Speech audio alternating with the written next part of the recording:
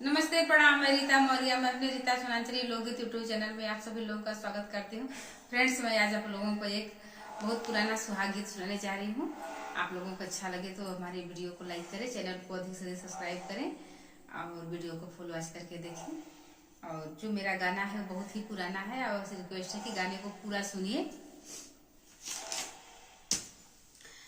दूल्हा